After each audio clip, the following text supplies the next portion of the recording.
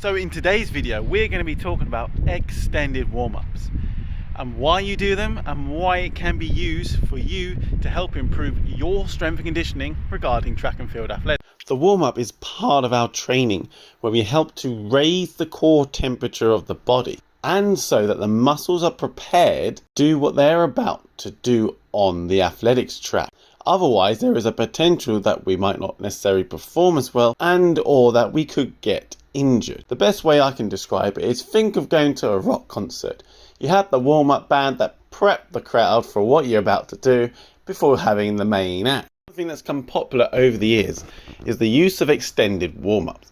Now for 400 meter guys this is absolutely fantastic, but it can also be good for other types of athletes. Normally, let's say you sprint an example, you'll use about an hour to warm up. Although, contrary to what its name is, doesn't necessarily mean it will take longer than an hour. Well, the things you are doing in that warm-up means it is extended. It's beyond what you would normally do for a warm-up. Another thing we need to think about when doing an extended warm-up, yes, I filmed this on a different day, I'm wearing a different type of shirt, is that what kind of drills are you going to do?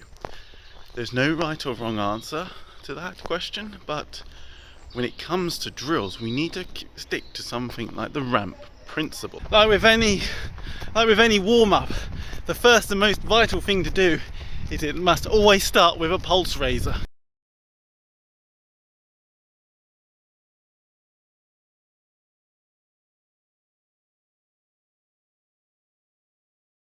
It also makes sure that our muscles are loosened and prepared for what they're about to do.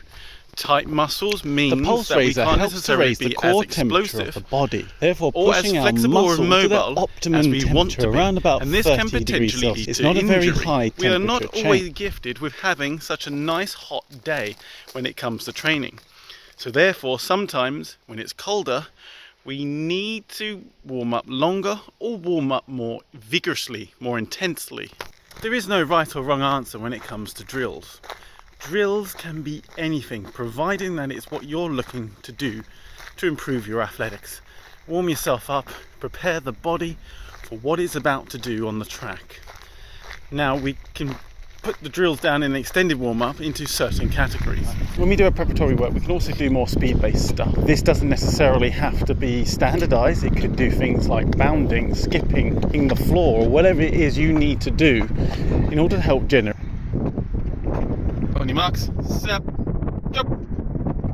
We have our preparatory drills. Stage 3, we have our normal track drills from this point on. These aren't necessarily Skipping, drills we A want skips, to B do skips, necessarily on the track. C They aren't skips, necessarily D our track skips, drills. any They letter can of the involve things alphabet like squats, skips, lunges, high knees, heel flicks, crab sprints, etc. Those kind of drills. And we can use these drills to prepare our bodies to do things that we wouldn't normally do on the track. The second set of drills involves dynamic stretching. Now we can do a bit of static stretching, although it's fallen much out of favour. But generally you would do your static stretching over an hour before you compete or train. And the reason being is because this can potentially lead to injury if we don't do it this way around. So if you have overstretched muscle, might not necessarily be as powerful. But beyond those kind of stretchings, we can do our dynamic stretching, helping getting our legs flexible. The beauty about extended warm-ups is that they can be as long as you like. They can require certain skills and work on things that you wouldn't normally or necessarily do on the track, or may not even have time to do. The downsides to an extended warm-up is the length of time needed to achieve it. Often these warm-ups will go in excess of an hour. These warm-ups are not necessarily useful in the summer season, especially not useful when doing competition.